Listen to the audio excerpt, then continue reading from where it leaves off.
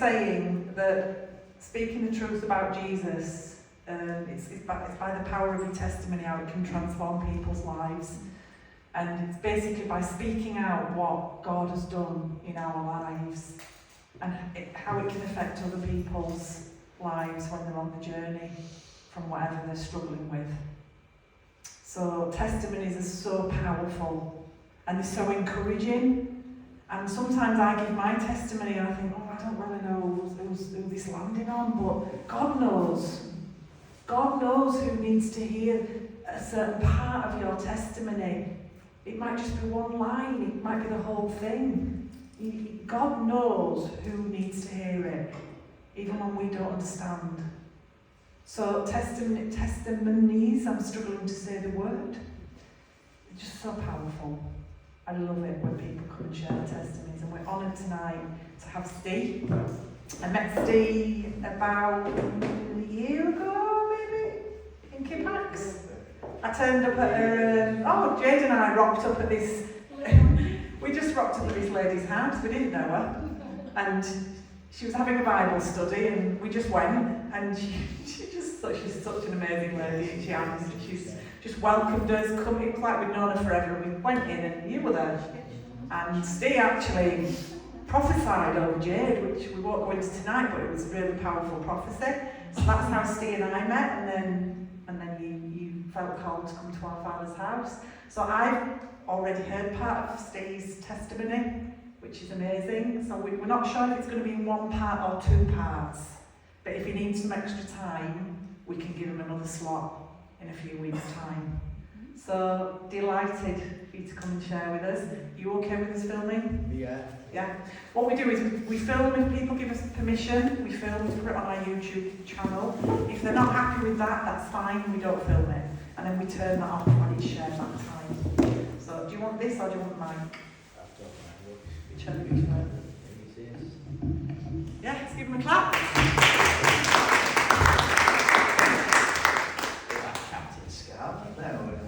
I will give you a 5-minute warning. 25 minutes. Thereabouts. Yeah. So what you mentioned, I guess were you trying to get to Revelation 19:10? Yeah. Because I'm developing a YouTube channel called Rev 19:10. So it's one of my favourite scriptures because prophecy in scripture, it isn't just foretelling something. It's not just predicting a future or telling you something that the person telling should know. Often prophecy is actually declaring something, so it can actually speak things into happening. Obviously, you have to be connected with what God's saying. If you're kind of disjointed, it won't be. If you hear what God says and you speak that into happening, that's what it is. So Revelation 19:10 says that the testimony of Jesus is the spirit of prophecy. And so the testimony is what Jesus has done. So this is really Jesus' testimony, because it's always said our part of it is quite a mess. I mean, I really messed everything up. And then met Jesus and he really sorted a lot of stuff out. But because the testimony is the spirit of prophecy, it means what is done for me, it will do for you. And that's it. So if we tell a story of a healing, a friend of mine got healed of lung cancer last year, miraculously, maybe getting it one at times. When he speaks that out, it releases the prophetic word, and so it'll happen. I've heard of big meetings where this has actually happened, where somebody's been given a story of healing, and then somebody at back's gone warm. They haven't even been prayed for. So that's power of that. Did you want to? No, just. I thought you put your hand up. Just agreeing. Right, yeah. So my story, I think the best place to start is here where I'm at now, and so I'm a dad of 3 kids plus 3 stepkids, I had to think then. And I've also got 3 grandkids as well, so I'm a granddad as well. And I guess my job now, if I'm not in kind of paid employment, but I do a lot with the YouTube stuff. I'm also a worship leader and a private music teacher, and a public talk when I can, because I like to talk, as many people tell me. Hopefully it's good what I've got to say. And I'm happy where I'm at. I teach people prophecy as well. I teach people how to hear the voice of God, because if you're a Christian, it says that my sheep will hear my voice. So I don't believe prophecy is just for somebody who's particularly gifted. I know we have different attributes that we're good at and some that we're not good at. But if you're Jesus's, his sheep will hear his voice, so it is possible for everybody to prophesy. So I lead people in sessions in actually developing that. And that's where I am now, but 30 years ago, what a much different story. I was a drug dealer, a career criminal, when I was up at Crown Court, or 48 burglaries taken into consideration. Ringleader of quite a lot of gang activity. I was mixed up with gypsies and bikers. And how I got into this, because I came from quite a nice family. You hear a lot of people with a story like mine, and there's a lot of bad things in the childhood. You know, real traumas, and you can kind of think, it's understandable that they've struggled and come off the path. With me, it was just stupid. It was just, I made a lot of really bad decisions and ran after a lot of bad things. As a kid, now I've dealt with a lot of neurodiverse things with my own kids. I didn't been diagnosed with autism or ADHD or something, because I was just everybody's nightmare. You wouldn't want me in a room with people. I'd be climbing things, throwing things. I was just on fire all the time. By the time I got to high school, I was living in quite a lot of fear, because a lot of people had said to me, you do that at high school and people are really going to go at you. So I walked into high school in fear, which meant that I was like a target for bullies then. So I was bullied really badly for the first 3 years. Also, whilst I was in high school, I was told, and it was drilled into me, that I was thick. And I think I was dyslexic. I think since God's healed me, but back then I couldn't write the sentence. I could read quite well, but it sort of go in and straight back out. I couldn't retain knowledge very good. Not unless I was really interested. I liked history, but I couldn't retain stuff really well. But if I came to write it down, I'd be scribbling away down, and then you'd read it back, and it'd be very disjointed. It'd be like mixed up sentences. So I got to high school, and I thought, I'm going to try and calm myself down and do really well, because I always wanted to do really well. And I remember a lesson, a history lesson. It was Miss Jackson. I won't ever forget it. And it was Battle of Trafalgar, and so like I say, I like history, so I could retain that. And I'd done a really, I put my heart and soul into it. Handed it in at the lesson, and I thought, I'm going to get some good marks here. And next lesson, when we went, she threw it on me. She said, what the hell is that? And I said, well, it's my best work, so I got sent out for answering back. And that happened again and again and again. I was told that you know, some people are just fake, and you're one of them. Perhaps you'll be good with some manual work or something, but you'll never be intellectual. And that kind of, because I wanted to be clever. I mean, I'm not really clever. I'm alright, but I'm confident. I'm happy with what I do. I'm clever at the stuff that I want to be clever at. And this was just sort of put on me at school.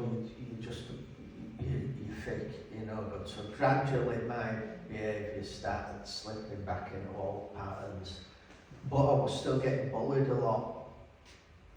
And then I remember when that all changed, the so-called cock of school, the hardest lad in school, the guy called PJ, he decided that he wanted some cigarettes off me, and I would always mouth it, I'd not give anybody anything. So I told him no in a rather colourful way, and so this caused a fight. And he gets me down on the floor and he's beating me, and I think, he's not actually hurting me. And I'm just laid there and it's quite dramatic. And I thought, he can't actually hurt me. Now with that, I was quite strong because my uncle owned a garage, so I spent most nights and weekends there, so I was always doing something manual. So I was quite strong for a kid, so I threw him off. And it was like some off one of the films who were knocking each other all over, you fall and through doors and out of doors. And he says, have you had enough? I says, have you had enough? He says, if you have, he says, don't ever do that again. I said, don't you ever do that again. And we started laughing, we were best friends after that. But that was kind of a turning point, and I turned into a bit of a monster then, and I just slipped to the point where teachers couldn't tell me what to do. I'd be attacking them. I'd started training in different martial arts and boxing, and so I'd once bullied it, well, like, I'll never be bullied again. I'll turn myself into this hard machine that can take anything on. And it got out of control. I was in St James's psychiatric unit for, I think, around about 6 months, but I can't remember for sure the exact time. And I wasn't locked up there. I could go home on a night, but these security guys would take me in next day. I eventually got rehabilitated back into school for last year, but I remember, I mean, things were different back then. I remember our headmaster, who was alright with me. I don't think he was a bad fella. And he came to me, he says, look, he says, we're not doing you any good. And you're definitely not doing us any good. He says, if I didn't see you at school again, nobody would come looking for you. And that was the last time I ever went to school. I got a job on Leeds Market, and that went really bad, but I'm not going to take any more time over that because I'm done telling. So that set me on quite a slippery path. Now my only saving thing was I was good at music. So from being 5, I played music. My granddad had taught me piano, and it seemed that anything that I wanted to do music, it was just easy. My sister was practicing grade 8 piano pieces, and I knew bits that my granddad had shown me, but I hadn't had any proper lessons. And she'd be playing grade 8 pieces, and then she'd go off, and I'd get on after and play them, showing off. Mostly just to upset her, because I was mean, and I did other quite many things. I joined a band. My sister played clarinet to grade 5, and I'd said I could do that quick if I wanted to, and I ended up joining the band. And it was just out of, I don't know, spite more than anything, that I wanted to do better because I was told that I was rubbish. But I ended up going to a music teacher who took me under his wing. and I think he saw something in how quick I could pick up on stuff, and he developed me, and I developed quite quick, and so by 12-year-old I was playing in some jazz clubs, I was getting paid work as well as voluntary band work, and I loved it. I was playing piano in clubs and all by the time I was 15, and it was great. And I was practicing like 3 hours a day. I take up saxophone as well, so I was playing piano, sax and guitar, and I was putting a lot of practice in. And I thought, this is me, this is what I can do. Also, whilst at school, the other side of it is back then, which is like 30 odd years ago, drugs weren't like the one now. Or was certainly one near us. I mean, I went to a place called Brigshire High, and it wasn't a terribly rough school, but it was known to be a bit dodgy. And there were 3 kids that had done drugs there that I knew of, out of about between 800 and 1,000 kids, and I was one of the 3. But most of the kids didn't touch it. Most kids turned their nose up it. Where now I understand from my own kids, I mean obviously my daughters are adults themselves now, but it's just about everybody's doing something or encountered with something now, which shocks me that the last 30 years how fast it's escalated, that just very few minority might have done a bit of cannabis, where to the point where you kind of be on one out if you haven't. Is scary. But so I'd tested drugs. I'd had cannabis probably at 12, 13-year-old, which I don't think is any big thing nowadays, but back then it was quite big.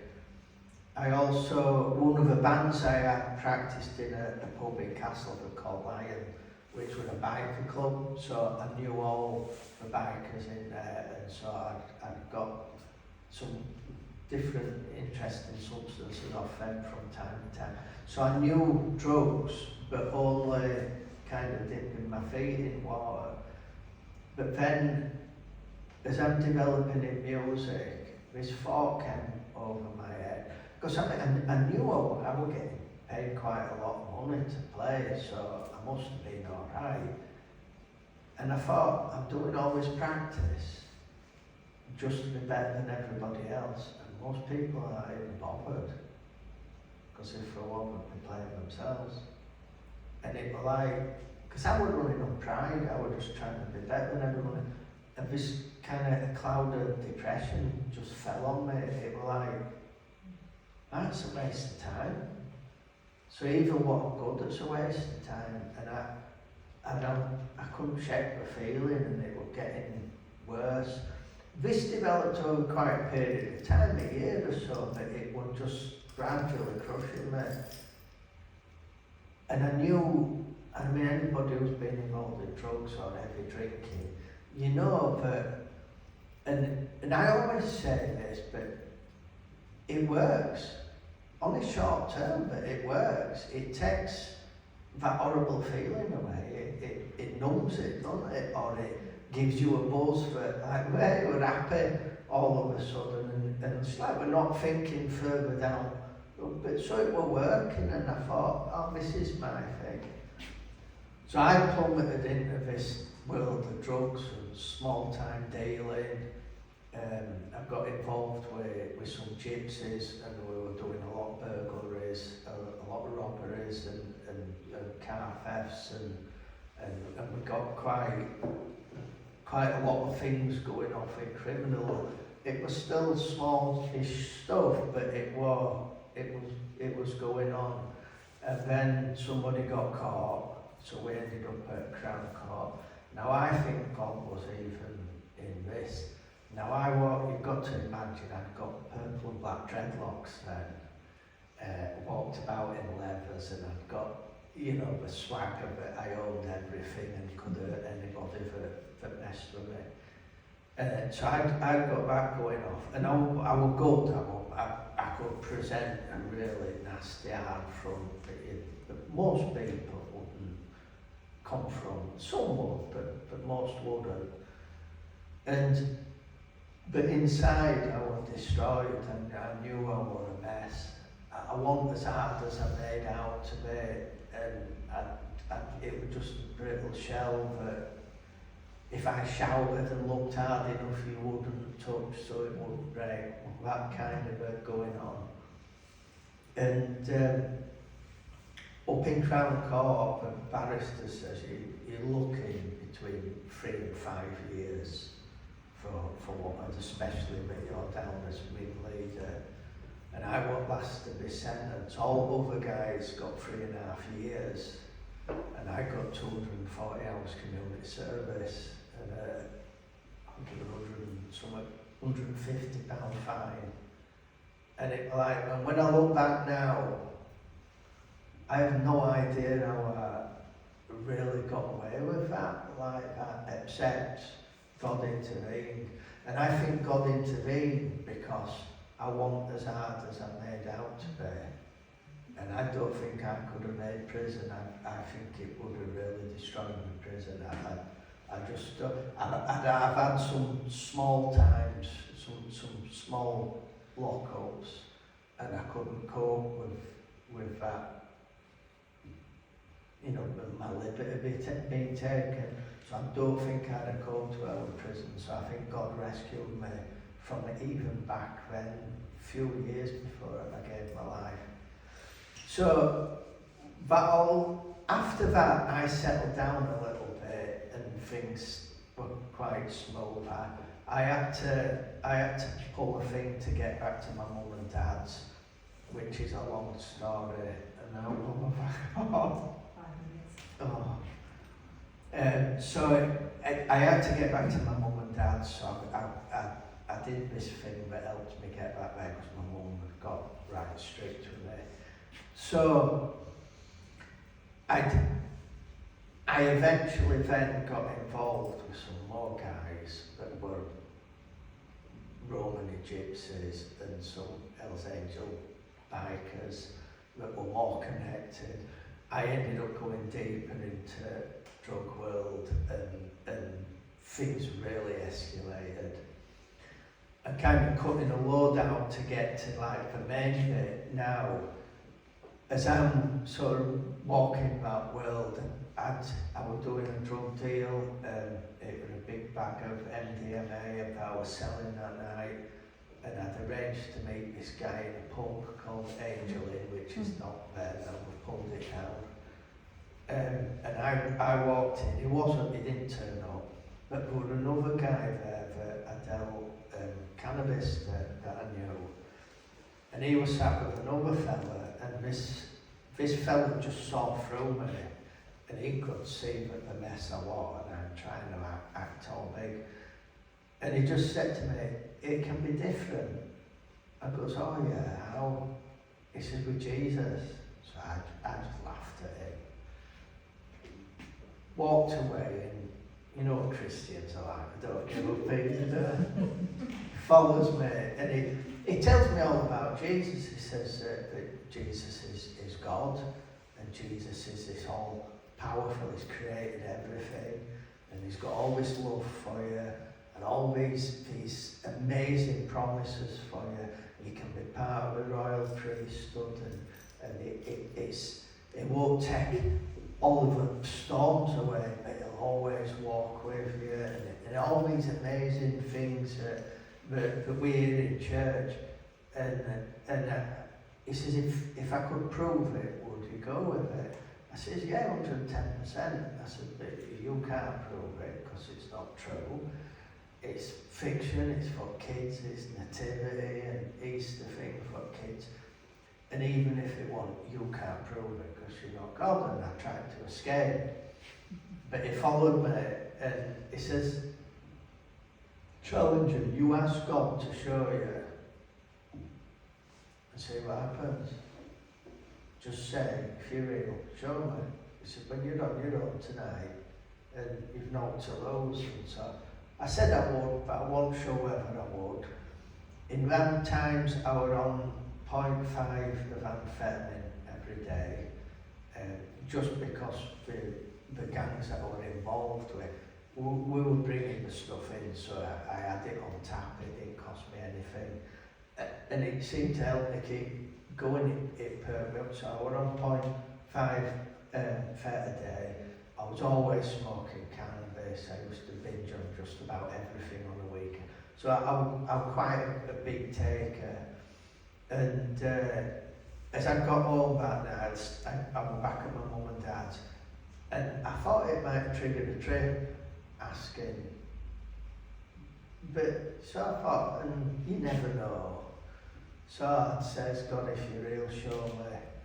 Nothing happened, and I thought, man, that's proof that. So I went to bed. Next day, it started where I turned TV on and there'd be a Christian film on, there'd be Charlton Heston as Moses or somebody. I'd go out, somebody had asked me a God-related question, or I just couldn't do anything without God coming up. And this went on for months. Yeah, just get to the main bit. I'm 2 minutes on, that's fine. And I couldn't go anywhere without. I bumped into the guy again. I'm going to tell this bit really quick and cut some bits out, but I'll start further back next time and tell it properly. And basically what happened, he took me to a church meeting, and some supernatural things happened there, which kind of drew me in a little bit. And then I ended up going to that church for 18 months, but I was still binging, so I'd go to church, then go out drinking and drugging. I was still taking the large amounts, and then I'd go to this lad that had led me to church, get him to pray for me, he'd sort me out, and I had this cycle going for nearly 18 months. And then I ended up in a fight in Leeds, and then I went on a big rampage. I went on for that. I'd smashed this hand, it was like black and blue from here right down to here, it was badly smashed. An ambulance guy said, that is a serious smash, right, I need to take you in. I ran off for some reason. That weekend I ended up at the guy's house and he said, we'd pray for it. I was quite sceptical, thinking that this is just nonsense, and I was getting frustrated with it. As he's praying, I went into a trance. I saw a perfect white figure who I knew was God. I could feel a really intense love coming from him, but I could feel a kind of fear coming from him as well, but not a nasty fear, but the kind of fear that you get when you come across something really powerful. It's all love, but it's all power as well. And it's like, it's something to be really respected. And I'm getting this feeling, and then it's like I'm stood to one side and I'm watching myself knelt down in front of this figure, and this who I knew was God. God's waving his hand from it to go to him. And you know, like you stood on the side, and it's go on, and cheering myself on. And I watched myself get up and casually walk up to this figure, spit straight in his face and walk off. So by this time I'm very emotional and crying, and because I couldn't believe what I'd just seen me do.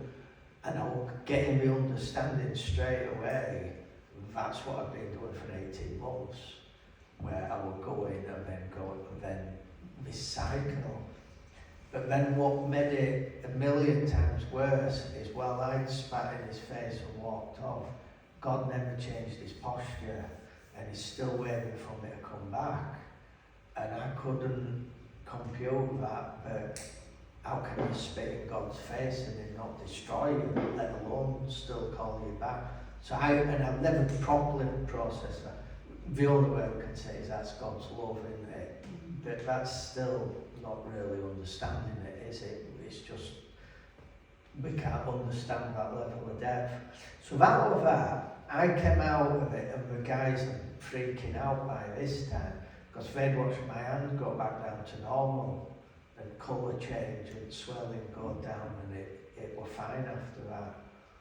The big deal though was, remember I'm on 0.5 of amphetamine a day, smoking cannabis most of the time, binging on coke, acid, anything that I could get my hands on at the time.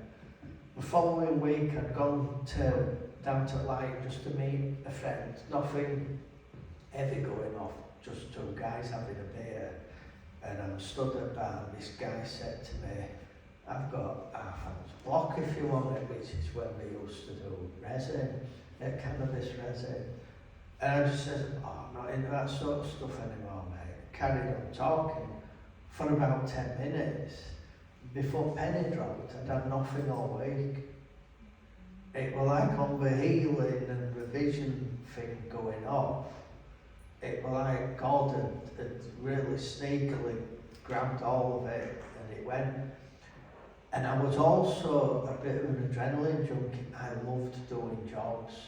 I loved the Ocean's 11 thing, working out how police had been, escape routes and all that. I thrived on that. And I kind of obsessed over it. That had all gone. It was like that whole bad part had just gone. And it never did. I'm not saying that I hadn't had battles on stuff, it didn't make me perfect, but it took that real heavy stuff away and healed and then done tons of other stuff. It gets, to me now, that's the boring part of the story. The good parts come later on.